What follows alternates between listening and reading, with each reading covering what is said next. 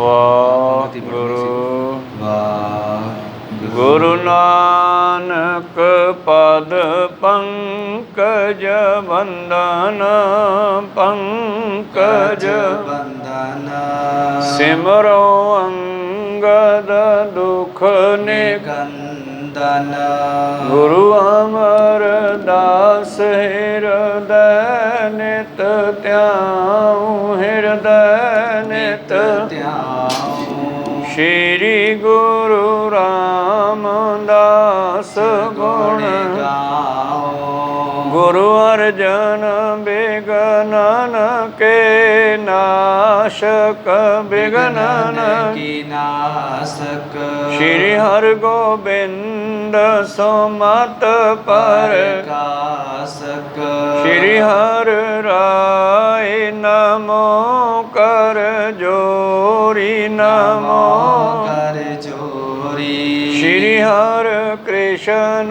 ਮਨਾਉ ਬਹੋਰੀ ਗੁਰੂ ਤੇਗ ਬਹਾਦਰ ਪਰਮ ਕਿਰਪਾਲਾ ਪਰਮ ਕਿਰਪਾਲਾ ਸ਼੍ਰੀ ਗੁਰੂ ਗੋਬਿੰਦ ਸਿੰਘ ਵਿਸਾਲਾ ਤਰੋ ਤਰਾ ਪਰ ਪੁਨ ਪੁਨ ਸੀਸਾ ਪੁਨ ਪੁਨ ਸੀਸਾ ਬੰਦੋ ਬਾਰ ਬਾਰ ਜਗਦੀਸਾ ਏਕ ਓੰਕਾਰ ਸਤਿਗੁਰੂ ਤੇ ਪ੍ਰਸਾਦ ਸਚ ਹੋਏ ਵਾਹਿਗੁਰੂ ਜੀ ਕੀ ਫਤਿਹ ਵਿਗਨ ਹੈ ਬਿਨਾਸਨ ਸੋਏ ਵਾਹਿਗੁਰੂ ਜੀ ਕੀ ਫਤਿਹ ਵਿਗਨ ਹੈ ਬਿਨਾਸਨ ਸੋਏ ਦੋਹਰਾ ਸ਼੍ਰੀ ਸਤਿਗੁਰ ਪਰ ਅਮਰ ਜੀ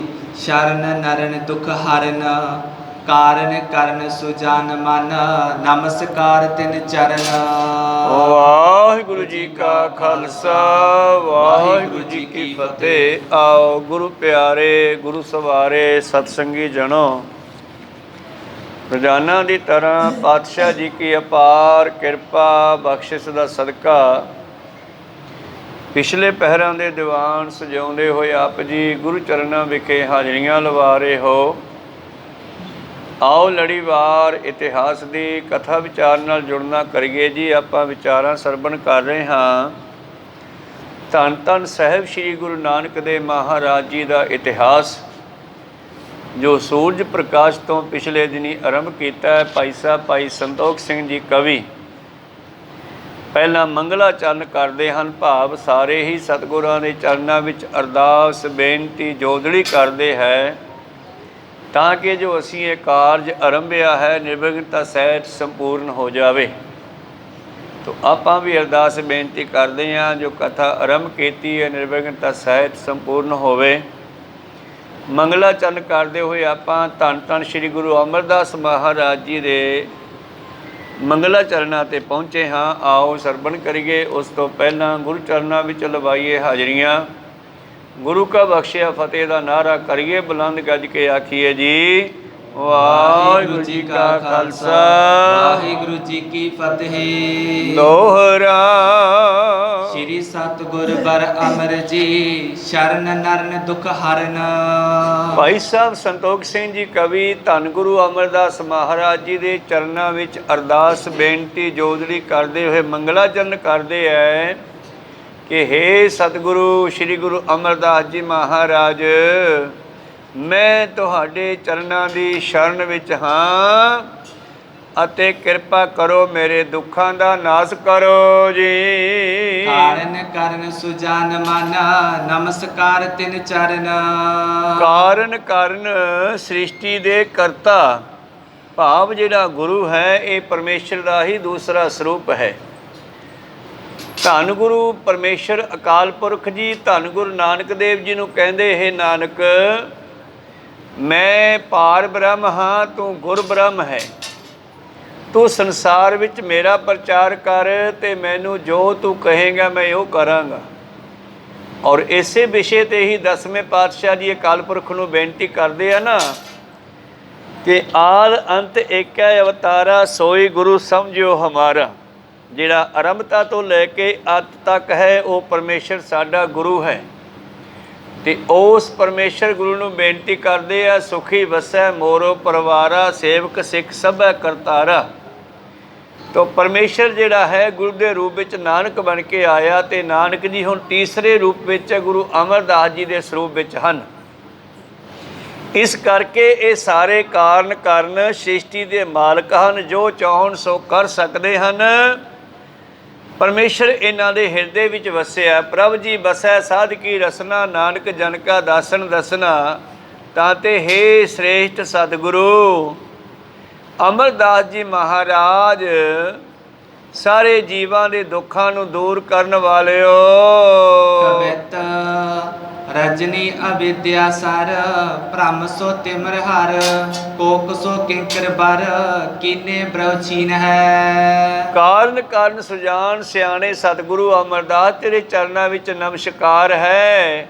ਤੂੰ ਹੀ ਤਾਂ ਸਾਰੀਆਂ ਦਾਤਾਂ ਦਾ ਮਾਲਕ ਹੈ। ਜਿਵੇਂ ਰਾਤ ਦੀ ਅਗਿਆਨਤਾ ਨੂੰ ਭਜਾਉਣ ਵਾਲਾ ਸੂਰਜ ਹੈ, ਇਸੇ ਤਰ੍ਹਾਂ ਸਿੱਖਾਂ ਦੇ ਹਿਰਦੇ ਵਿੱਚ ਅਗਿਆਨਤਾ ਨੂੰ ਖਤਮ ਕਰਕੇ ਗਿਆਨ ਦਾ ਪ੍ਰਕਾਸ਼ ਕਰਨ ਵਾਲਾ ਸਿੱਖਾਂ ਦਾ ਤੂੰ ਸੂਰਜ ਹੈ। ਭਾਈ ਗੁਰਦਾਸ ਜੀ ਆਪਣੀ ਪੌੜੀ ਵਿੱਚ ਲਿਖਦੇ ਆ, ਸਤਿਗੁਰ ਨਾਨਕ ਪ੍ਰਗਟਿਆ, ਮਿੱਟੀ ਧੁੰਦ ਜਗ ਚਾਨਣ ਹੋਆ, ਜਿਉਂ ਕਰ ਸੂਰਜ ਨਿਕਲਿਆ, ਤਾਰੇ ਛਪ ਅੰਧੇਰ ਪਲੋਆ। ਇੱਥੇ ਸਤਿਗੁਰਾਂ ਨੂੰ ਸੂਰਜ ਦੀ ਡੈਫੀਨੇਸ਼ਨ ਦਿੰਦੇ ਆ। ਸੂਰਜ ਸੰਸਾਰ ਦਾ ਹਨੇਰਾ ਭਜਾਉਂਦਾ ਤੇ ਗੁਰੂ ਜੀਵ ਦਾ ਅਗਿਆਨਤਾ ਦਾ ਹਨੇਰਾ ਭਜਾਉਂਦਾ। ਪਾਤਸ਼ਾਹ ਜੀ ਕਹਿੰਦੇ ਆ, ਦੀਵਾ ਬਲੇ ਅੰਧੇਰਾ ਜਾਏ, ਵੇਦ ਪਾਠ ਮਤ ਪਾਪਾਂ ਖਾਏ। ਦੀਵਾ ਬਲਿਆਂ ਹਨੇਰਾ ਭੱਜਦਾ, ਤੇ ਅੱਜ ਗੁਰੂ ਦੇ ਬਚਨਾਂ ਨੂੰ ਪੜ੍ਹਿਆ, ਗੁਰਬਾਣੀ ਨਾਲ ਜੁੜਿਆ, ਗੁਰਬਾਣੀ ਵਿਚਾਰਿਆ, ਸਾਡਾ ਅਗਿਆਨਤਾ ਦਾ ਹਨੇਰਾ ਭੱਜਦਾ ਹੈ। ਗੁਰੂ ਪਿਆਰਿਓ, ਮਹਾਰਾਜ ਤੁਸੀਂ ਤਾਂ ਸਿੱਖਾਂ ਦੇ ਵਾਸਤੇ ਅਗਿਆਨਤਾ ਦੇ ਹਨੇਰੇ ਨੂੰ ਭਜਾਉਣ ਵਾਲੇ ਸੂਰਜ ਹੋ। ਤਿਮਰ ਭਾਵ ਅਗਿਆਨਤਾ ਦਾ, ਕੋਕ ਸੋ ਕਿੰਕਰ ਬਰ ਕੀਨੋ। ਜਿਵੇਂ ਤੁਸੀਂ ਪਾਤਸ਼ਾਹ ਜੀ ਧੰਨ ਗੁਰੂ ਅਮਰਦਾਸ ਮਹਾਰਾਜ ਸੂਰਜ ਦੀ ਰੋਸ਼ਨੀ ਚੱਕਵੇ ਦੀ ਨਿਆਈ, ਜਿਹੜਾ ਪੀੜ ਬਿਰਹਾ ਰੂਪੀ ਪੀੜ ਨੂੰ ਦੂਰ ਕਰਦੀ ਹੈ। ਕੋਕ ਚੱਕਵਾ, ਗੁਰੂ ਪਿਆਰੋ, ਚੱਕਵਾ ਤੇ ਚੱਕਵੀ ਦੋ ਜਾਨਵਰ ਹਨ, ਔਰ ਇਹਨਾਂ ਦੋਨਾਂ ਦਾ ਆਪਸੀ ਬੜਾ ਪਿਆਰ ਹੈ। ਪਰ ਜਦੋਂ ਹਨੇਰਾ ਹੋ ਜਾਂਦਾ ਇੱਕ ਦੂਜੇ ਤੋਂ ਦੋਨੇ ਵਿਛੜ ਜਾਂਦੇ ਆ, ਤੇ ਫਿਰ ਇਹਨਾਂ ਦਾ ਧਿਆਨ ਸੂਰਜ 'ਤੇ ਜਾਂਦਾ ਕਿ ਕਦੋਂ ਸੂਰਜ ਚੜ੍ਹੇ ਤੇ ਫਿਰ ਸਾਨੂੰ ਇੱਕ ਦੂਜੇ ਨਾਲ ਮਿਲਾਪ ਹੋਵੇ। ਇਸੇ ਤਰ੍ਹਾਂ ਸਿੱਖ ਜਿਹੜਾ ਹੈ ਮਾਨੋ ਚੱਕਵਾ ਹੈ, ਔਰ ਪਰਮੇਸ਼ਰ ਜਿਹੜਾ ਹੈ ਉਸ ਨੂੰ ਪ੍ਰਾਪਤ ਕਰਨਾ ਹੈ, ਤੇ ਸਿੱਖ ਦੇ ਵਾਸਤੇ ਮਿਲਾਉਣ ਦਾ ਕੰਮ ਜਿਹੜਾ ਹੈ ਗੁਰੂ ਸੂਰਜ ਕਰਦਾ ਹੈ। ਸੂਰਜ ਦੀ ਰੋਸ਼ਨੀ ਜਿਵੇਂ ਚੱਕਵੇ ਦਾ ਬਿਰਹਾ ਜਿਹੜਾ ਵਿਛੋੜਾ ਹੈ ਦੂਰ ਕਰਦੀ, ਇਸ ਤਰ੍ਹਾਂ ਗੁਰੂ ਅਮਰਦਾਸ ਮਹਾਰਾਜ ਜੀ ਤੁਹਾਡਾ ਜਲਾਲ ਸਿੱਖ ਸੰਗਤਾਂ ਦੇ ਬੈਰਾਗ ਨੂੰ, ਸਿੱਖ ਸੰਗਤਾਂ ਦੇ ਬਿਰਹਾ ਦੀ, ਵਿਛੋੜੇ ਦੀ ਪੀੜ ਨੂੰ ਦੂਰ ਕਰਦਾ ਹੈ। ਜਿਵੇਂ ਸੂਰਜ ਚੱਕਵੇ ਚੱਕਵੀਂ ਨੂੰ ਮਿਲਾ ਦਿੰਦਾ, ਐਵੇਂ ਗੁਰੂ ਸਿੱਖ ਤੇ ਪਰਮੇਸ਼ਰ ਦਾ ਮਿਲਾਪ ਕਰਵਾਉਣ ਵਾਲਾ ਸਤਿਗੁਰੂ ਅਮਰਦਾਸ ਹਨ। ਮਾਨ ਉੱਡ ਕਲਮਲ, ਕੁੰਦਲ ਦੁਰਾਏ, ਦਲ ਪਲ ਪਲ, ਗਿਆਨ ਸੋ ਪ੍ਰਕਾਸ਼ ਭਾਵ ਕੀਨ ਹੈ। ਹਾਂ, ਮਾਲ ਉੱਡ ਕਲਮਲ, ਕੰਦਲ ਦੁਰਾਏ ਦਲ। ਜਿਸ ਤਰ੍ਹਾਂ ਭਾਈ ਸਾਹਿਬ ਜੀ ਬਖਸ਼ਿਸ਼ ਕਰਦੇ ਹਨ, ਜਿਹੜਾ ਸੰਸਾਰ ਦੇ ਵਿੱਚ ਜਿਵੇਂ ਪਾਣੀ ਹੁੰਦਾ ਨਾ, ਪਾਣੀ ਦੇ ਉੱਤੇ ਜਿਹੜਾ ਹੈ ਘਾਈ ਆ ਜਾਂਦੀ ਆ, ਹਰੇਵਾਈ ਆ ਜਾਂਦੀ ਆ, ਔਰ ਉਹ ਘਾਈ ਉਹ ਦਲਦਲ ਦੇ ਉੱਤੇ ਜਿਹੜਾ ਹੈ, ਹੇਠਾਂ ਜਿਹੜਾ ਹੈ ਪਾਣੀ ਹੈ ਪਰ ਉੱਤੇ ਦਲਦਲ ਆ ਗਈ, ਕਾਈ ਆ ਗਈ, ਹਰੇਵਾਈ ਆ ਗਈ, ਉਹ ਪਾਣੀ ਨੂੰ ਲੁਕੋ ਲੈਂਦੀ ਆ। ਔਰ ਸਿੱਖ ਜਿਹੜਾ ਹੈ ਇਸ ਦੇ ਦਿਮਾਗ ਰੂਪੀ ਗੁਰੂ ਪਿਆਰਿਓ ਸਰੋਵਰ ਦੇ ਉੱਤੇ ਭਰਮਾਂ ਦੀ ਕਾਈ ਜੰਮ ਗਈ, ਭਰਮਾਂ ਦੀ ਮੈਲ ਆ ਗਈ ਹੈ, ਪਾਪਾਂ ਦੀ ਮੈਲ ਆ ਗਈ ਹੈ, ਜਿਸ ਕਰਕੇ ਸਿੱਖ ਨੂੰ ਆਪਣੇ ਆਪੇ ਦੀ ਪਛਾਣ ਭੁੱਲ ਗਈ। ਜਦੋਂ ਕਿਸੇ ਨੂੰ ਚਾਹੁੰਦੀ ਲੱਗ ਜਾਂਦੀ ਹੈ ਨਾ, ਚਾਹੁੰਦੀ ਗੁਰੂ ਪਿਆਰਿਓ, ਤੇ ਚਾਹੁੰਦੀ ਲੱਗਣ ਤੇ ਉਹ ਮਨੁੱਖ ਆਪਣੇ ਘਰ ਦੇ ਬਿਲਕੁਲ ਐਂਟੀ ਜਾ ਰਿਹਾ ਹੁੰਦਾ, ਪਰ ਉਹਨੂੰ ਐਂ ਲੱਗਦਾ ਕਿ ਮੈਂ ਸਹੀ ਜਾ ਰਿਹਾ। ਇਹ ਹਾਲ ਆਪਣਾ ਸਾਰਿਆਂ ਦਾ ਹੈ। ਆਪਾਂ ਨੂੰ ਸੰਸਾਰ ਦੇ ਭਰਮਾਂ ਭੁਲੇਖਿਆਂ ਦੀ, ਮੋਹ ਮਾਇਆ ਮਮਤਾ ਦੀ ਐਸੀ ਚਾਹੁੰਦੀ ਲੱਗੀ ਆ ਕਿ ਆਪਾਂ ਆਪਣੀ ਅਸਲੀ ਕੌਮ ਨੂੰ ਭੁੱਲ ਕੇ ਹਮੇਸ਼ਾ ਉਲਟ ਜਾ ਰਹੇ ਹਾਂ, ਪਰ ਆਪਾਂ ਨੂੰ ਲੱਗਦਾ ਕਿ ਆਪਾਂ ਸਹੀ ਜਾ ਰਹੇ ਹਾਂ। ਜਿਵੇਂ ਉਹ ਚਾਹੁੰਦੀ ਲੱਗੇ ਵਾਲੇ ਮਨੁੱਖ ਨੂੰ ਕੋਈ ਉਹਦਾ ਦੋਸਤ ਮਿੱਤਰ ਮਿਲ ਜਾਵੇ, ਸਹਿਜ ਸੁਭਾਅ ਗਲੀ 'ਚ ਜਾਂਦੇ ਆ, ਉਹ ਚਾਹੁੰਦੀ ਵੀ ਜਾ ਰਿਹਾ ਹੈ, ਉਹ ਆਪਣੇ ਆਪ ਨੂੰ ਠੀਕ ਸਮਝ ਰਿਹਾ ਕਿ ਮੈਂ ਘਰੇ ਜਾ ਰਹੀ ਹਾਂ, ਦੋਸਤ ਮਿੱਤਰ ਮਿਲਦਾ, ਹੋਰ ਬਈ ਕੀ ਹਾਲ ਆ, ਠੀਕ ਆ, ਕਿੱਧਰ ਚੱਲੇ ਆ, ਕਹਿੰਦਾ ਘਰੇ ਜਾਣਾ। ਘਰ ਤੇਰਾ ਇੱਧਰ ਹੈ? ਨਹੀਂ ਨਹੀਂ ਇੱਧਰ ਹੀ ਆ, ਮੈਂ ਸਹੀ ਜਾ ਰਿਹਾ। ਕਹਿੰਦਾ ਨਹੀਂ ਯਾਰ, ਤੂੰ ਮੈਨੂੰ ਜਾਣਦਾ ਨਹੀਂ, ਮੈਂ ਤੇਰਾ ਮਿੱਤਰ ਹਾਂ, ਮੈਨੂੰ ਪਤਾ ਤੇਰਾ ਘਰ ਕਿੱਥੇ ਆ। ਭਾਵ ਗੁਰੂ ਨੂੰ ਪਤਾ ਕਿ ਸਾਡਾ ਅਸਲੀ ਘਰ ਕਿਹੜਾ। ਕਹੋ ਸਤਿਨਾਮ। ਅਸੀਂ ਬਿਲਕੁਲ ਐਂਟੀ ਉਲਟ ਜਾ ਰਹੇ ਹਾਂ। ਉਹ ਸੋਚਦਾ ਵੀ ਯਾਰ ਮੇਰਾ ਜਾਣ ਪਛਾਣ ਦਾ ਬੰਦਾ ਹੈ, ਵੈਸੇ ਗਲਤ ਨਹੀਂ ਬੋਲਦਾ, ਇਹ ਝੂਠ ਤਾਂ ਨਹੀਂ ਬੋਲਦਾ। ਉਹ ਕਹਿੰਦਾ ਤੂੰ ਗਲਤ ਜਾ ਰਿਹਾ ਹੈ, ਦਿਮਾਗ 'ਤੇ ਜ਼ੋਰ ਦੇ ਮਾੜਾ ਜਿਹਾ, ਦਿਮਾਗ 'ਤੇ ਜ਼ੋਰ ਪਾ। ਉਹ 2 ਮਿੰਟ ਅੱਖਾਂ ਬੰਦ ਕਰਕੇ ਜਦੋਂ ਖੋਲ੍ਹਦਾ ਇੱਕਦਮ ਪਾਸਾ ਪਲਟ ਜਾਂਦਾ। ਕਹਿੰਦਾ ਯਾਰ ਮੈਂ ਤਾਂ ਬਿਲਕੁਲ ਹੀ ਗਲਤ ਜਾ ਰਿਹਾ ਸੀ। ਕਹੋ ਸਤਿਨਾਮ। ਧੰਨਵਾਦ ਤੇਰਾ, ਤੂੰ ਮੇਰੀ ਚਾਹੁੰਦੀ ਤੋੜ ਦਿੱਤੀ ਹੈ। ਇਸੇ ਤਰ੍ਹਾਂ ਹੀ ਸਤਿਗੁਰੂ ਅਮਰਦਾਸ ਜੀ ਦੀ ਮਹਿਮਾ ਕਰਦੇ ਭਾਈ ਸਾਹਿਬ ਜੀ ਕਹਿੰਦੇ, ਜਦੋਂ ਕਿ ਸਿੱਖ ਤੁਹਾਡੇ ਦਰਸ਼ਨ ਕਰਦੇ ਆ ਤਾਂ ਇਹਨਾਂ ਦੇ ਦਿਮਾਗ ਤੋਂ ਜਿਹੜੀ ਆ ਪਾਪਾਂ ਦੀ ਚਾਹੁੰਦੀ, ਪਾਪਾਂ ਦੀ ਮੈਲ ਦੂਰ ਹੋ ਜਾਂਦੀ ਹੈ, ਔਰ ਉਹਨਾਂ ਨੂੰ ਆਪਣੀ ਜਾਣਕਾਰੀ ਹੋ ਜਾਂਦੀ ਹੈ, ਅਸੀਂ ਕੌਣ ਆ, ਕਿੱਥੋਂ ਆਏ ਆ, ਕੀ ਲੈਣ ਆਏ ਆ, ਸਾਡਾ ਘਰ ਕਿੱਥੇ ਹੈ। ਤੋ ਬ੍ਰਹਮ ਗਿਆਨੀ ਸੰਸਾਰ ਨੂੰ ਝੂਠਾ ਕਹਿੰਦਾ ਹੈ ਤੇ ਸੰਸਾਰੀ ਲੋਕ ਸੰਸਾਰ ਨੂੰ ਸੱਚਾ ਸਮਝਦੇ ਹੈ। ਬਸ ਇਹੀ ਕੰਮ ਗੁਰੂ ਕਰਦਾ ਹੈ, ਮਨੁੱਖ ਨੂੰ ਬ੍ਰਹਮ ਗਿਆਨ ਦੇ ਕੇ ਉਸ ਨੂੰ ਆਪਣੇ ਆਪੇ ਦਾ ਗਿਆਨ ਕਰਾ ਦਿੰਦਾ ਹੈ। ਜਿਵੇਂ ਸੂਰਜ ਦੇ ਪ੍ਰਕਾਸ਼ ਨਾਲ ਚਿੱਟੇ ਕਮਲਾਂ ਨੂੰ ਦੁੱਖ ਹੁੰਦਾ ਹੈ, ਉਸੇ ਤਰ੍ਹਾਂ ਗੁਰੂ ਅਮਰਦਾਸ ਜੀ ਸਦਕਾ ਬੇਮੁੱਖਾਂ ਨੂੰ ਦੁੱਖ ਹੁੰਦਾ ਹੈ। ਮਨਮੁਖ ਦੁਖੀ ਹੁੰਦੇ ਨੇ, ਪਾਪ ਦੁਖੀ ਹੁੰਦੇ ਹਨ। ਤੇ ਜਿਵੇਂ ਗਤ ਸੋ ਭਗਤ ਨਿਤ ਜਾਨੀਐ ਅਧੀਨ ਹੈ, ਤੇ ਸਤਿਗੁਰੂ ਸਿੱਖਾਂ ਨੂੰ ਸੁੱਖ ਬਖਸ਼ਦੇ ਹਨ ਔਰ ਉਹਨਾਂ ਦੀ ਗਤੀ ਕਰਦੇ ਆ, ਮੁਕਤੀ ਕਰਦੇ ਆ, ਉਧਾਰ ਕਰਦੇ ਆ, ਪਾਪਾਂ ਦਾ ਖਾਤਮਾ ਕਰਕੇ ਜੀ। ਬੇਮੁਖ ਕੋ ਮਦ ਦੁਖ, ਸਨਮੁਖ ਕੰਜ ਸੁਖ, ਗਤ ਸੋ ਭਗਤ ਨਿਤ ਜਾਨੀਐ ਅਧੀਨ ਹੈ। ਹੁਣ ਗੁਰੂ ਪਿਆਰਿਓ, ਸੂਰਜ ਦਾ ਪ੍ਰਕਾਸ਼ ਜਿਹੜਾ ਹੈ ਚੋਰਾਂ ਲਈ ਦੁਖਦਾਈ ਆ। ਚੋਰ ਹਨੇਰੇ ਚੋਰੀ ਕਰਨੀ ਆ ਉਹਨਾਂ ਦੇ ਵਾਸਤੇ ਰਾਤ ਦੇ ਚੰਦਰਮਾ ਦਾ ਚੜ੍ਹਨਾ ਵੀ ਗਲਤ ਹੈ। ਉਹ ਤਾਂ ਕਹਿੰਦੇ ਰਾਤ ਹਨੇਰੀ ਹੋਵੇ ਤੇ ਕਿਸੇ ਨੂੰ ਸਾਡਾ ਪਤਾ ਨਾ ਲੱਗੇ। ਉਹਨਾਂ ਦੇ ਲਈ ਜਿਵੇਂ ਸੂਰਜ ਦਾ ਪ੍ਰਕਾਸ਼, ਚੰਦਰਮਾ ਦਾ ਪ੍ਰਕਾਸ਼ ਦੁਖਦਾਈ ਹੈ, ਉੱਲੂ ਦੇ ਲਈ ਸੂਰਜ ਦਾ ਪ੍ਰਕਾਸ਼ ਚੰਗਾ ਨਹੀਂ। ਉਹਦੀਆਂ ਅੱਖਾਂ ਨਹੀਂ ਖੁੱਲ੍ਹਦੀਆਂ, ਵਿਚਾਰਦੀਆਂ ਚਾਨਣ ਨੂੰ ਵੇਖ ਨਹੀਂ ਸਕਦਾ। ਝੂਠ ਜਿਹੜਾ ਸੱਚ ਨੂੰ ਝੱਲ ਨਹੀਂ ਸਕਦਾ, ਝੂਠਾ ਬੰਦਾ ਸੱਚੇ ਨੂੰ ਝੱਲ ਨਹੀਂ ਸਕਦਾ ਗਾ। ਆ ਦੇਖਦੇ ਆ ਕਿਤਨੇ ਐਸੇ ਮਨੁੱਖ ਜਿਹੜੇ ਸੱਚ ਬੋਲਦੇ ਆ ਤੇ ਦੁਨੀਆ ਜਿਹੜੀ ਨਹੀਂ ਝੱਲ ਸਕਦੀ ਉਹਨਾਂ ਨੂੰ ਮਾਰ ਮਰਵਾ ਦਿੰਦੀ ਆ। ਕਹੋ ਸਤਿਨਾਮ। ਉਸੇ ਤਰ੍ਹਾਂ ਹੀ ਜਿਹੜਾ ਝੂਠਾ ਉਹ ਸੱਚੇ ਨੂੰ ਨਹੀਂ ਝੱਲ ਸਕਦਾ, ਝੂਠ ਸੱਚ ਨੂੰ ਨਹੀਂ ਝੱਲ ਸਕਦਾ। ਬੇਮੁਖ ਜਿਹੜਾ ਹੈ ਉਹਨਾਂ ਨੂੰ ਗੁਰੂ ਦਾ ਗਿਆਨ ਕਿੱਥੇ ਚੰਗਾ ਲੱਗਦਾ। ਜਿਵੇਂ ਚੰਦਰਮਾ ਦੀ ਰੋਸ਼ਨੀ, ਸੂਰਜ ਦੀ ਰੋਸ਼ਨੀ ਚੋਰਾਂ ਦੇ ਲਈ, ਉੱਲੂਆਂ ਦੇ ਲਈ ਚੰਗੀ ਨਹੀਂ, ਉਸੇ ਤਰ੍ਹਾਂ ਬੇਮੁਖਾਂ ਨੂੰ ਗੁਰੂ ਦਾ ਗਿਆਨ ਕਿੱਥੇ ਚੰਗਾ ਲੱਗਦਾ। ਬੇਮੁਖ ਕਮੁੱਧ ਦੁੱਖ, ਜਿਹੜੇ ਬੇਮੁਖ ਹੈ ਉਹਨਾਂ ਦੇ ਲਈ ਤੂੰ ਦੁਖਦਾਈ ਹੈ, ਪਰ ਸਨਮੁਖਾਂ ਦੇ ਲਈ ਤੂੰ ਸੁਖਦਾਈ ਹੈ। ਗਤ ਸੋ ਭਗਤ ਨਿਤ ਜਾਨੀਐ ਅਧੀਨ ਹੈ। ਤੇਰੇ ਪਿਆਰਿਆਂ ਦੀ ਭਗਤੀ, ਤੇਰੇ ਭਗਤੀਆਂ ਦੀ ਪਿਆਰਿਆਂ ਦੀ ਗਤੀ ਜਿਹੜੀ ਹੈ ਉਹ ਤੇਰੇ ਅਧੀਨ ਹੈ, ਭਾਵ ਤੂੰ ਹੀ ਪਾਰ ਲਾ ਸਕਦਾ ਹੈ। ਅਮਰ ਦਰਸ ਭਾਨ ਲਛਨ ਸਮਾਨ ਸਭ, ਏਕ ਗੁਣ ਅਧਿਕ ਪੈ ਤਪ ਤਬਹੀਨ ਹੈ। ਹੁਣ ਇੱਥੇ ਅਮਰਦਾਸ ਭਾਨ ਲੱਛਣ ਸਮਾਨ, ਭਾਨ ਸ਼ਬਦ ਦੇ 2 ਅਰਥ ਆ ਇੱਥੇ। ਭਾਨ ਸੂਰਜ ਨੂੰ ਵੀ ਕਹਿੰਦੇ ਆ ਤੇ ਸਤਿਗੁਰੂ ਅਮਰਦਾਸ ਜੀ ਤੇਜ ਭਾਨ, ਤੇਜੋ ਨੰਦਨ, ਤੇਜ ਭਾਣੇ ਦੇ ਪਿਤਾ ਦਾ ਨਾਮ ਵੀ ਹੈ।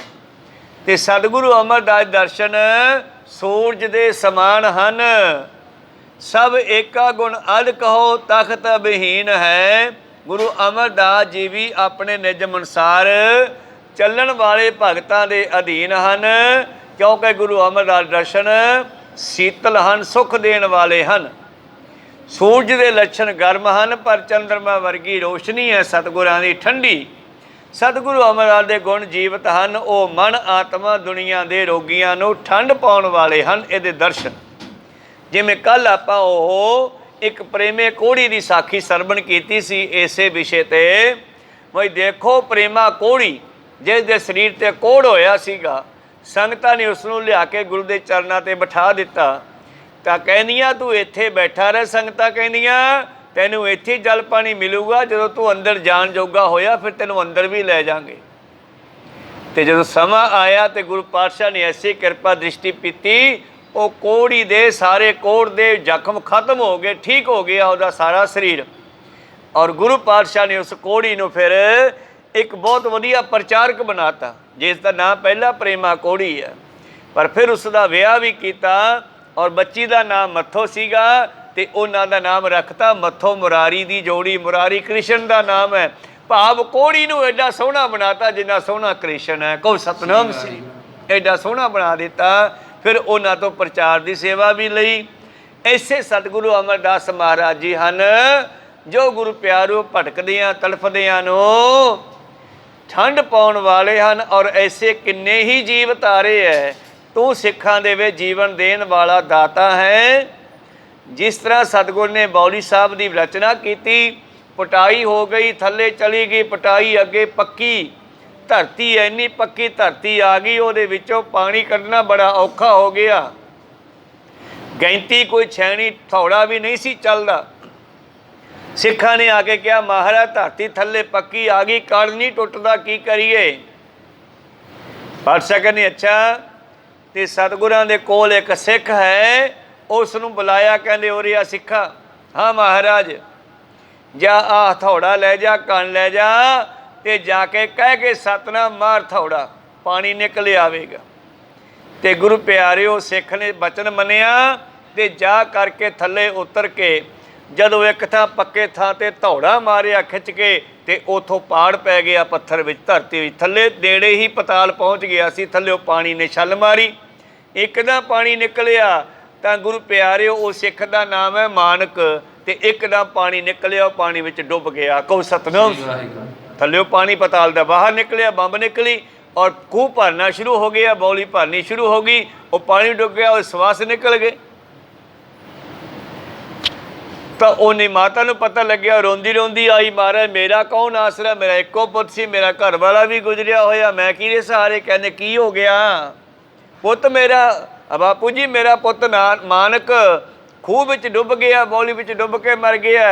ਕਹਿੰਦੇ ਮਾਨਕ, ਉਹ ਮਾਨਕ ਤਾਂ ਰਹਿੰਦੀ ਪਾਣੀ 'ਚ ਹੈ, ਉਹ ਕਿਵੇਂ ਡੁੱਬ ਜਾਣਗੇ? ਕਹੋ ਸਤਨਾਮ।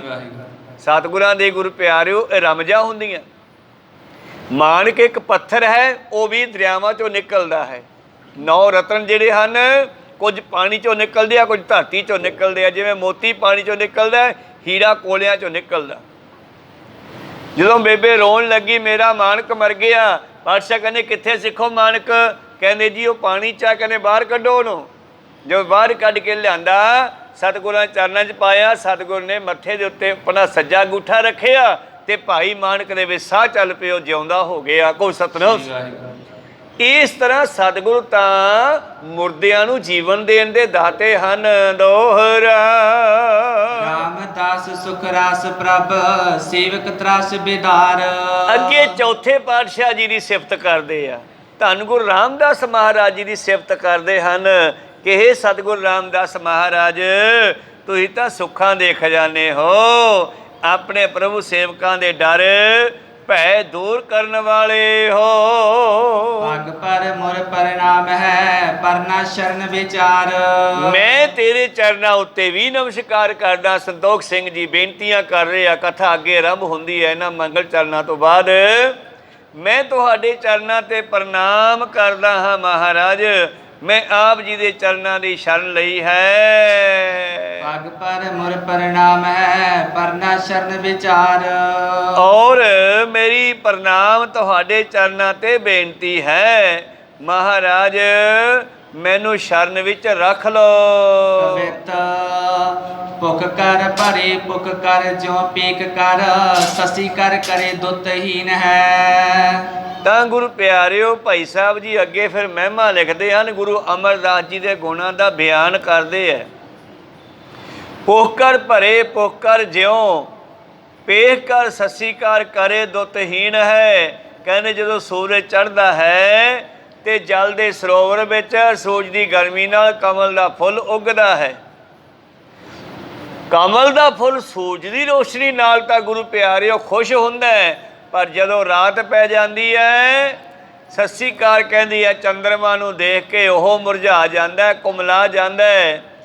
ਤੇ ਜੇ ਦੂਜੇ ਵਾਰੀ ਗੁਰੂ ਪਿਆਰਿਓ ਫਿਰ ਸੂਰਜ ਚੜ੍ਹਦਾ, ਉਹਨੂੰ ਵੇਖ ਕੇ ਫਿਰ ਖਿੜ ਜਾਂਦਾ ਹੈ। ਭੁਖ ਕਰ ਹੀਨ ਦਿਨ ਕਰ ਕਰੇ ਛੀਨ, ਤਿਸ ਕਰ ਧਾਰੀ ਦੇਹ ਪਰ ਜਾਤੇ ਸੋ ਮਲੀਨ ਹੈ। ਪਰ ਜੇ ਸਰੋਵਰ ਵਿੱਚੋਂ ਪਾਣੀ ਸੁੱਕ ਜਾਵੇ ਤੇ ਉਹੀ ਸੂਰਜ ਜਿਹੜਾ ਕਮਲ ਨੂੰ ਜਨਮ ਦਿੰਦਾ ਹੈ, ਉਸੇ ਦੀ ਧੁੱਪ ਉਹਨੂੰ ਸਾੜ ਵੀ ਦਿੰਦੀ ਹੈ। ਕਮਲ ਦੀ ਨਾਲੀ ਮਿੱਟੀ ਚੱਕੜ ਵਿੱਚ ਲਿਬੜੀ ਰਹਿੰਦੀ ਹੈ। ਸੁਖ ਮਨਿਹਾਰ ਭੋਰ ਦਾਤ ਅਪਾਰ ਆਨ, ਜਾਗਤ ਤੁਕਾਰੇ ਤੇ ਔਗਣ ਅਧੀਨ ਹੈ। ਤੋ ਮਹਾਰਾਜ ਇਹ ਸੰਸਾਰ ਉਸੇ ਤਰ੍ਹਾਂ ਹੀ ਸੰਸਾਰ ਦੇ ਚੱਕੜ ਵਿੱਚ ਡੁੱਬਿਆ ਹੋਇਆ ਹੈ।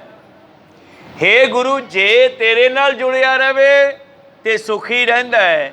ਕਮਲ ਦਾ ਫੁੱਲ ਸੂਰਜ ਚੜ੍ਹਿਆ ਤੇ ਖਿੜਿਆ ਰਹਿੰਦਾ ਹੈ, ਪਰ ਜੇ ਸੂਰਜ ਨਾ ਹੋਵੇ, ਛਿਪ ਜਾਂਦਾ ਹੈ ਤੇ ਉਹ ਵੀ ਕੁਮਲਾ ਜਾਂਦਾ ਹੈ, ਬੰਦ ਹੋ ਜਾਂਦਾ ਹੈ। ਥੱਲੇ ਪਾਣੀ ਨਾ ਹੋਵੇ ਤਾਂ ਉਸ ਨੂੰ ਉਹੀ ਸੂਰਜ ਖਤਮ ਵੀ ਕਰ ਦਿੰਦਾ ਹੈ। ਇਸੇ ਤਰ੍ਹਾਂ ਸਿੱਖ ਦੇ ਲਈ ਸਤਿਗੁਰੂ ਰਾਮਦਾਸ ਜੀ ਮਹਾਰਾਜ ਸੂਰਜ ਦੀ ਨਿਆਈ ਸਾਡੇ ਹਿਰਦਿਆਂ ਨੂੰ ਖੜਾਉਣ ਵਾਲੇ ਹਨ, ਸਾਡੇ ਹਿਰਦੇ ਵਿੱਚ ਨਾਮ ਦਾ ਪ੍ਰਕਾਸ਼ ਕਰਨ ਵਾਲੇ ਹਨ। ਪਰ ਜਿਨ੍ਹਾਂ ਮਨੁੱਖਾਂ ਦੇ ਹਿਰਦੇ ਵਿੱਚ ਨਾਮ ਦਾ ਵਾਸਾ ਨਹੀਂ, ਉਹ ਸੜ ਜਾਂਦੇ ਹਨ।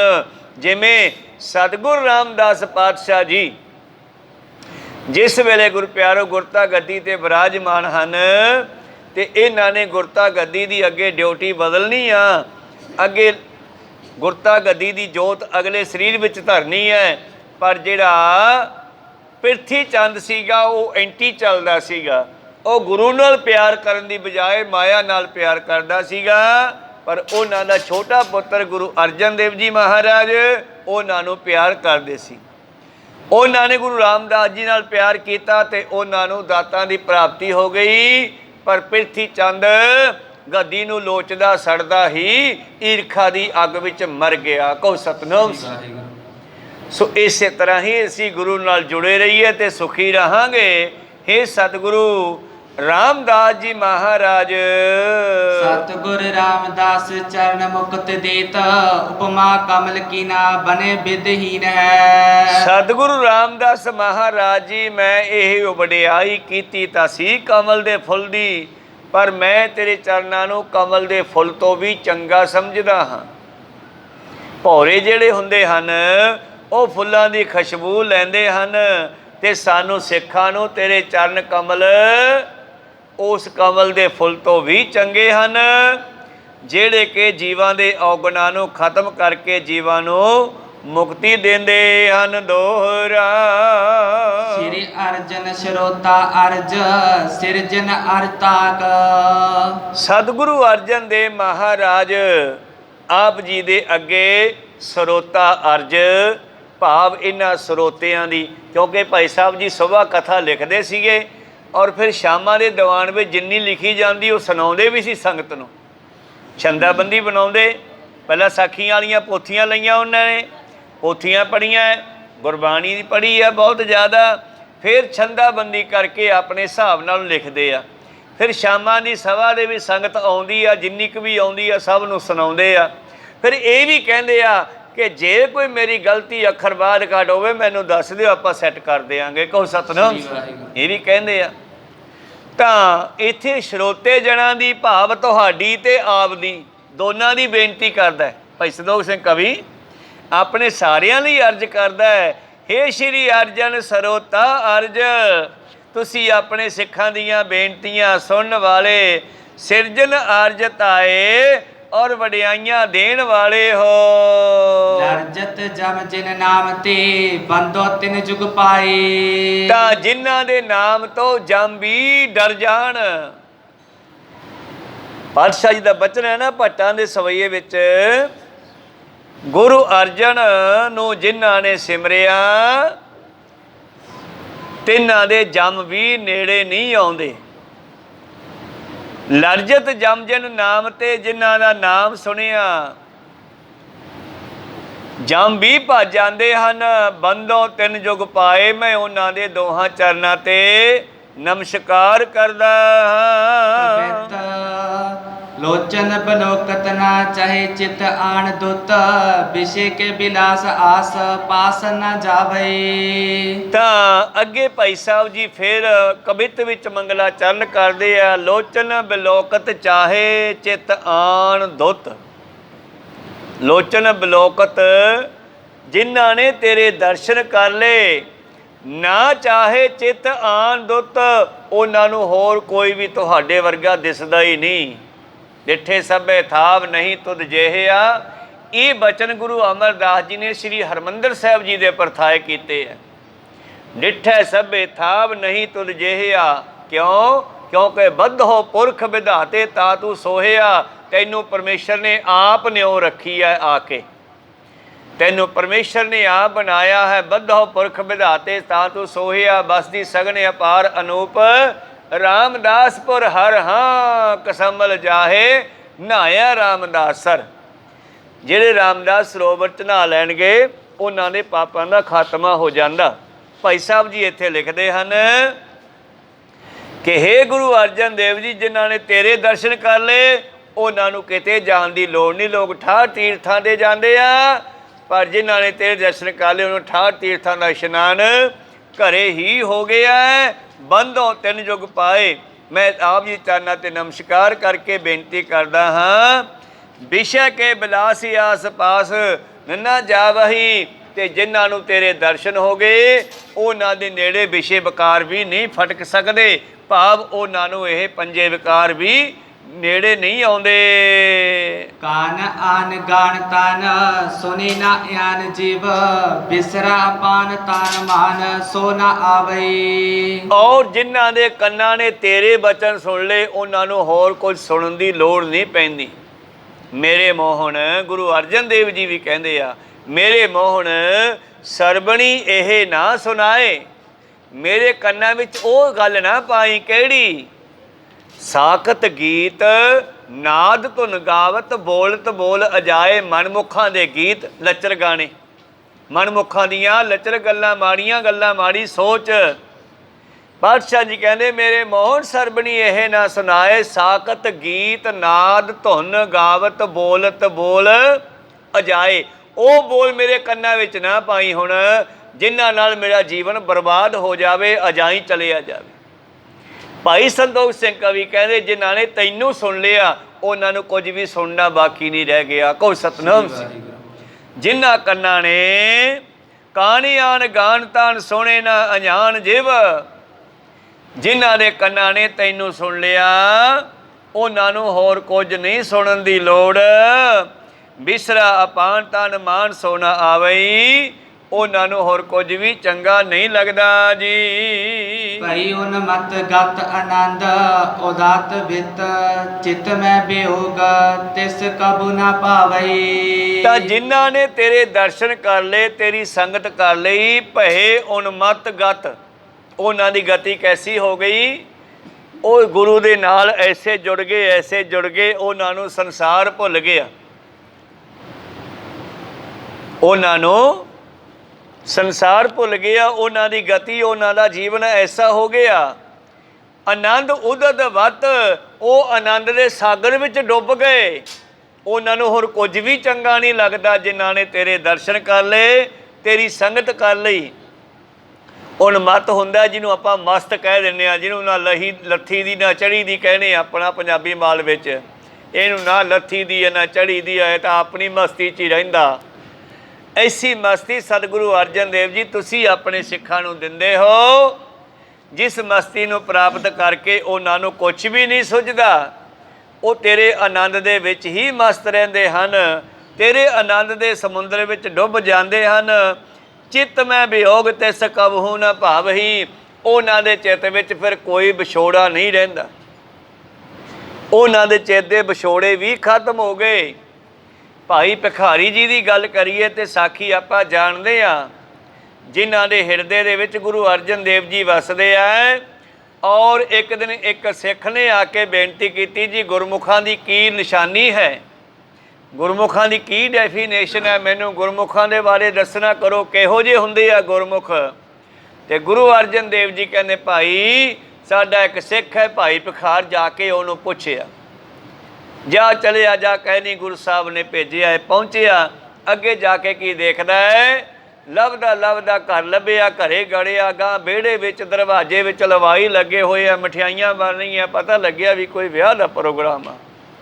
ਪੁੱਛਿਆ ਵੀ ਕੀ ਪ੍ਰੋਗਰਾਮ ਹੈ, ਕਹਿੰਦੇ ਲੜਕੇ ਦਾ ਵਿਆਹ। ਕਹਿੰਦੇ ਅੱਛਾ ਅੱਛਾ, ਤੁਸੀਂ ਕਿੱਥੋਂ ਆਏ ਜੀ? ਅਸੀਂ ਮਾਝੇ ਤੋਂ, ਅੰਮ੍ਰਿਤਸਰ ਤੋਂ ਆਏ ਹਾਂ। ਭਾਈ ਭਿਖਾਰੀ ਜੀ ਨੂੰ ਮਿਲਣਾ ਸੀਗਾ, ਉਹ ਪਰਲੇ ਪਾਸੇ ਨੌਰੇ 'ਚ ਬੈਠੇ ਆ। ਉਹ ਨੌਰੇ ਕੰਨੀ ਗਿਆ ਤਾਂ ਕੀ ਦੇਖਦਾ ਹੈ, ਭਾਈ ਭਿਖਾਰੀ ਜੀ ਪੱਲੀਆਂ ਜੀਆਂ ਸਿਉਂ ਜਾਂਦੇ ਆ। ਇੱਕ ਲੱਕੜ ਦੀ ਪੌੜੀ ਜੀ, ਜਿਹਨੂੰ ਆਪਾਂ ਸੀੜੀ ਕਹਿੰਦੇ ਆ, ਉਹ ਬਣਾ ਕੇ ਕੰਧ ਨਾਲ ਖੜੀ ਕੀਤੀ ਆ। ਆਸੇ ਪਾਸੇ ਨਿਗਾਹ ਮਾਰੀ, ਸਾਰਾ ਸਮਾਨ ਹੀ ਮਰਗ ਦਾ ਇਕੱਠਾ ਕਰੀ ਬੈਠੇ ਆ ਭਾਈ ਭਿਖਾਰੀ ਜੀ।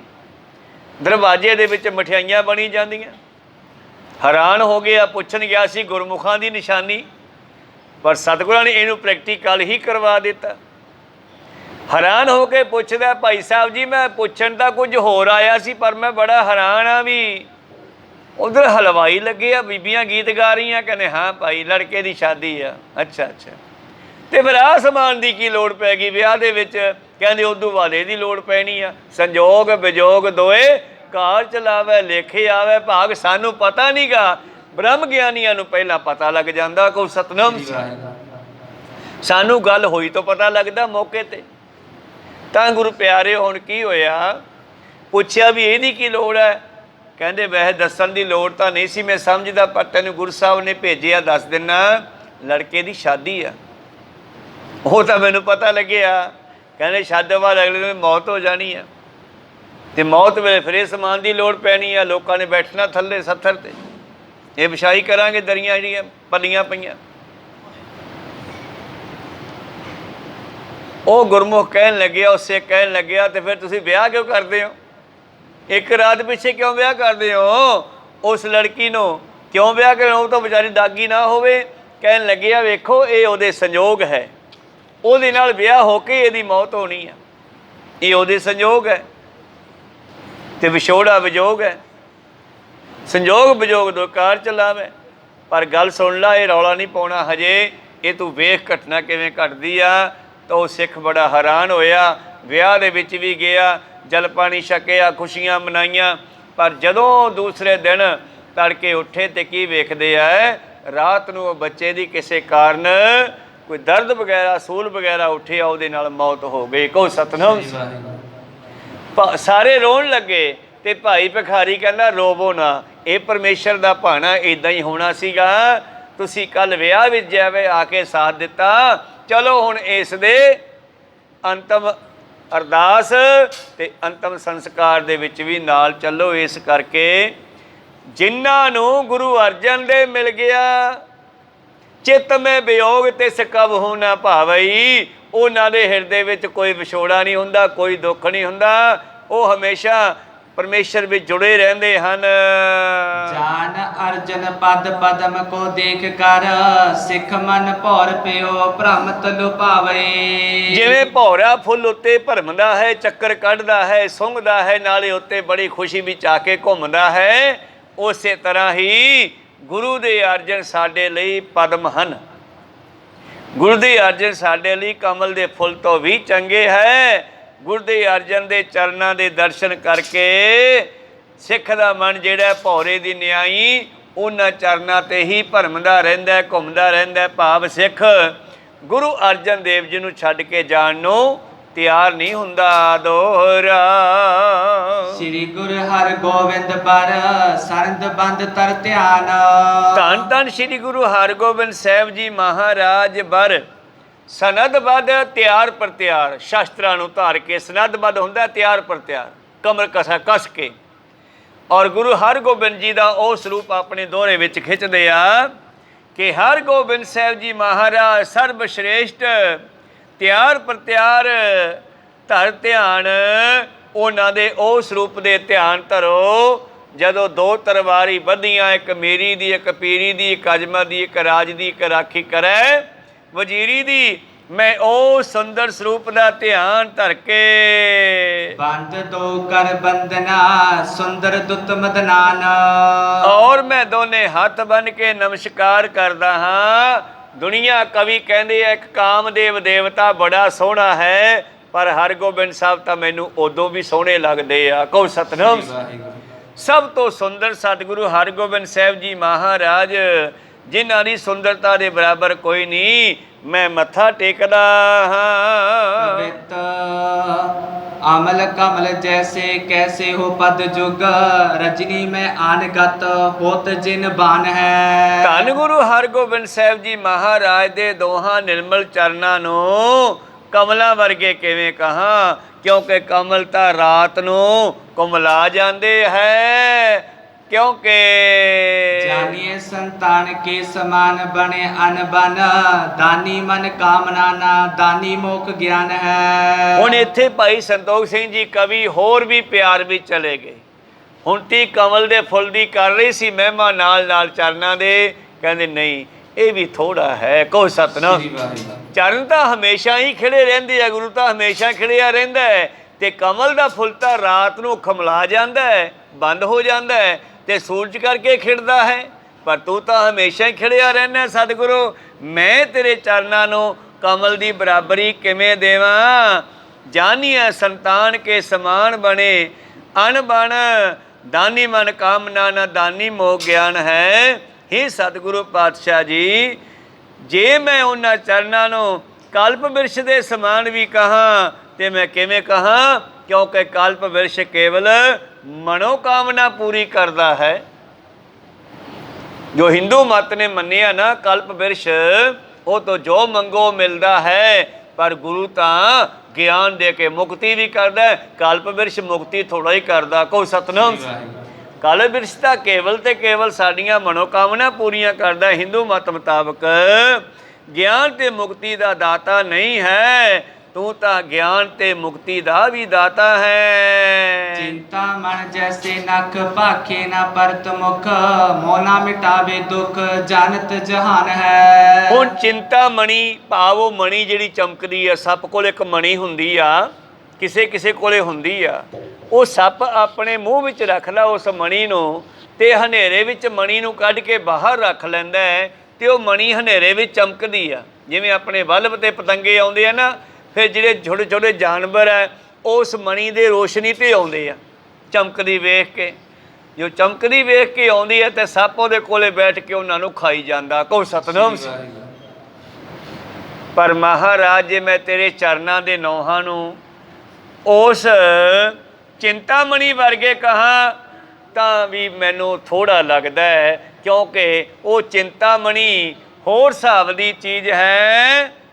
ਉਹ ਚਿੰਤਾਮਣੀ ਜਿਹੜੀ ਹੈ ਮੂੰਹੋਂ ਮੰਗੀ ਮੁਰਾਦ, ਜਿਵੇਂ ਆ ਜੋਗੀ ਕਹਿੰਦੇ ਹੁੰਦੇ ਆ ਨਾ, ਜੋਗੀ ਮੈਂ ਤੁਹਾਨੂੰ ਇੱਕ ਮਣੀ ਦੇਵਾਂਗਾ, ਇਹਨੂੰ ਆਪਣੇ ਘਰੇ ਸੰਧੂਲ ਦੀ ਡੱਬੀ 'ਚ ਰੱਖ ਲਿਓ, ਤੁਹਾਡੀਆਂ ਇੱਛਾ ਪੂਰੀਆਂ ਹੋਣਗੀਆਂ। ਉਹ ਵੀ ਲੋਕਾਂ ਨੂੰ ਲੁੱਟਣ ਦੇ ਠੱਗਣ ਦੇ ਕੰਮ ਆ। ਕਹੋ ਸਤਿਨਾਮ। ਐਵੇਂ ਪੱਥਰ ਪੁੱਥਰ ਲਈ ਫਿਰਦੇ ਹੁੰਦੇ ਆ। ਖੈਰ, ਚਿੰਤਾਮਣੀ ਜੈਸੇ ਨਖ ਭਾਵੇਂ ਨਾ ਪਰਤ ਮੁਖ, ਚਿੰਤਾਮਣੀ ਵਰਗੇ ਤੋਂ ਵੀ ਸੁੰਦਰ ਤੇਰੇ ਨੌ। ਪਰ ਚਿੰਤਾਮਣੀ ਤਾਂ ਮੋਹ ਖਤਮ ਨਹੀਂ ਕਰ ਸਕਦੀ। ਮੋਹ ਨਾ ਮਿਟਾਵੇ ਦੁੱਖ ਜਾਣਤ ਜਹਾਨ ਹੈ। ਜਿਨ੍ਹਾਂ ਕੋਲੇ ਚਿੰਤਾਮਣੀ ਹੈ, ਜਿਨ੍ਹਾਂ ਕੋਲੇ ਪਰਸ ਦੀਆਂ ਬੱਟੀਆਂ, ਜਿਨ੍ਹਾਂ ਦੇ ਕੋਲੇ ਬੇਅੰਤ ਮਾਇਆ ਹੈ, ਸੋਨਾ ਚਾਂਦੀ ਹੈ, ਪਰ ਆਤਮਿਕ ਸੁੱਖ ਨਹੀਂ ਹੈ। ਤੇ ਆਤਮ ਸੁੱਖ ਤਾਂ ਤੂੰ ਦਿੰਦਾ ਹੈ, ਤਾਂ ਤੇ ਤੂੰ ਤਾਂ ਇਦੋਂ ਵੀ ਸੁੰਦਰ ਹੋਇਆ। श्री हर गोविंद पद आनंद के कद जो हो, उपमे आप पुन आपे हुनमान है। ਔਰ ਹੇ ਸਤਿਗੁਰੂ ਹਰਗੋਬਿੰਦ ਸਾਹਿਬ ਜੀ ਮਹਾਰਾਜ, ਤੁਹਾਡੇ ਚਰਨ ਜਿਹੜੇ ਆਨੰਦ ਦੇ ਦਾਤੇ ਹਨ, ਉਹ ਆਪਣੇ ਵਰਗੇ ਆਪ ਹੀ ਹੈ। ਭਾਵ ਤੇਰੇ ਵਰਗਾ ਦੂਜਾ ਹੈ ਹੀ ਨਹੀਂ। ਮੈਂ ਕਿਹਦੇ ਵਰਗਾ ਕਹਾਂ ਤੈਨੂੰ। ਕਹੋ ਸਤਿਨਾਮ। ਤੇਰੇ ਵਰਗਾ ਤੂੰ ਹੀ ਹੈ। ਤੇਰੇ ਚਰਨ ਬਸ ਆਪ ਵਿੱਚ ਆਪ ਹੀ ਹੈ। ਉਹਨਾਂ ਦੀ ਕਿਸੇ ਸੰਸਾਰੀ ਵਸਤੂ ਨਾਲ ਮੈਂ ਉਪਮਾ ਵਡਿਆਈ ਨਹੀਂ ਕਰ ਸਕਦਾ। ਇਹ ਸੀ ਗੁਰੂ ਪਿਆਰੋ ਛੇਵੇਂ ਪਾਤਸ਼ਾਹ ਜੀ ਦੀ ਮਹਿਮਾ। ਅੱਗੇ ਸੱਤਵੇਂ ਪਾਤਸ਼ਾਹ ਜੀ ਦੀ ਮਹਿਮਾ ਕਿਵੇਂ ਕਰਦੇ ਆ, ਫਿਰ 8ਵੇਂ 9ਵੇਂ 10ਵੇਂ ਪਾਤਸ਼ਾਹ ਜੀ ਦੀ, ਫਿਰ ਧੰਨ ਗੁਰੂ ਗ੍ਰੰਥ ਸਾਹਿਬ ਮਹਾਰਾਜ ਜੀ ਦੀ, ਔਰ ਫਿਰ ਗੁਰੂ ਪਿਆਰੋ ਕਥਾ ਚੱਲ ਪੈਂਦੀ ਆ ਗੁਰੂ ਪਾਤਸ਼ਾਹ ਜੀ ਦੇ ਪ੍ਰਕਾਸ਼ ਦੀ। ਇਹ ਵਿਚਾਰਾਂ ਅਗਲੇ ਦਿਨਾਂ ਵਿੱਚ ਸਰਵਣ ਕਰਾਂਗੇ। ਬੋਲਦਿਆਂ ਨੇਕਾਂ ਅੱਖਰ ਬਾਅਦ ਘੱਟ ਹੋ ਜਾਂਦੇ। ਸਿੱਖ ਸੰਗਤਾਂ ਤੇ ਸਤਿਗੁਰੂ ਬਖਸ਼ਣ ਯੋਗ ਹੈ, ਬਖਸ਼ ਲੈਣਾ ਜੀ। ਸਮਾਪਤੀ ਕਰੀਏ। हे अच्युत हे पार ब्रह्म अविनाशी अगनास हे पूरन हे सर्वमय गुणतास हे संगी हे निरंकार हे निर्गुण सब टेक हे गोविंद हे गुण निदान सदा बबेक हे अपरंपर हर हरे हो बनहार हे संत कै सदा संग दारा आधार हे ठाकुर हों दासरो निर्गुण गुण नहीं कोई नानक दीजै नाम दान राखो ये परोए आए प्रभ शरणागति कृपा नित दयाल एक अखर हर मन बसत होत निहाल एक ओंकार सतगुरु प्रसाद सच हुए वाहिगुरु जी की फतेह है विनाशन सोए वाहिगुरु जी की फतेह है विनाशन सोए वाहिगुरु जी का खालसा वाहिगुरु जी की फतेह।